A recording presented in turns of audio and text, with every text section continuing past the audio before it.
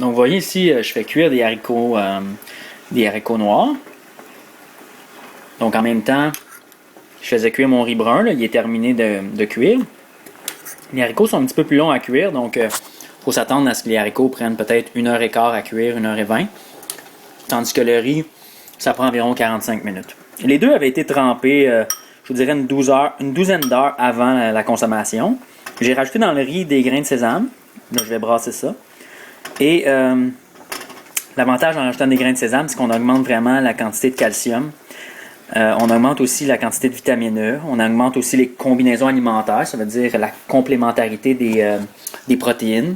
Parce que là, c'est un repas végétarien, dans le sens qu'on a du riz brun, on a des haricots noirs. Ça forme des protéines qui sont entières. Céréales plus légumineuses, c'est une combinaison alimentaire qui a tendance à favoriser la complémentarité des protéines végétales. Donc, ça crée des protéines qui sont d'une qualité à peu près équivalente à celle de la viande. Ensuite, rajouter du sésame, ce que ça fait, c'est que ça va nous ajouter une nouvelle source de protéines. Le sésame avec le riz, les protéines se complètent très bien.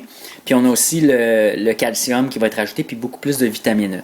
La vitamine E, ça sert à quoi? Je le rappelle. Ça sert à nettoyer les vaisseaux sanguins, donc à désoxyder, par exemple, les plaques que vous avez sur les vaisseaux sanguins qui se font avec le temps, ce qu'on appelle l'artériosclérose.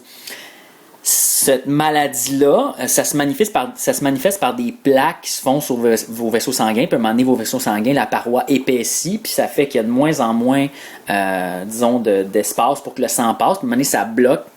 Puis ça peut causer un paquet de problèmes, là. Donc, le problème le plus connu que ça peut causer, c'est la crise cardiaque, mais il y a un paquet d'autres problèmes qui peuvent être liés à ça, du fait qu'un caillot de sang bloque une veine, une artère.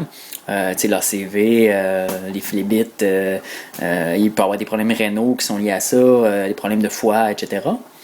Donc, en consommant beaucoup de vitamine E, vous allez nettoyer vos vaisseaux sanguins, puis en nettoyant vos vaisseaux sanguins, vous allez réduire un paquet de symptômes liés à des maladies communes comme le diabète, l'hypertension artérielle, etc.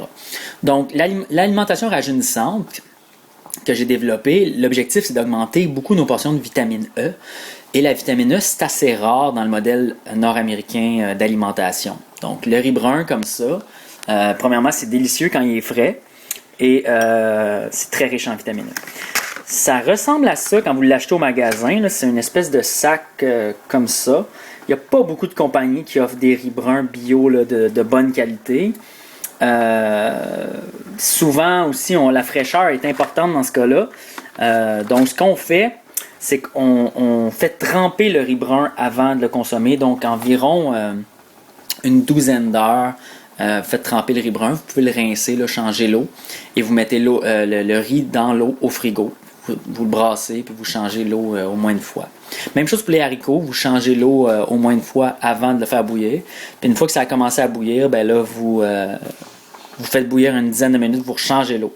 Pourquoi est-ce qu'on fait ça? Changer l'eau, c'est que puisqu'on consomme des grains là, en tant que tels, lorsqu'ils sont mis dans l'eau, ils vont avoir tendance à éliminer les toxines d'entreposage qu'ils ont absorbées. Donc ça veut dire les odeurs de colle, les odeurs d'entrepôt, de peinture, etc.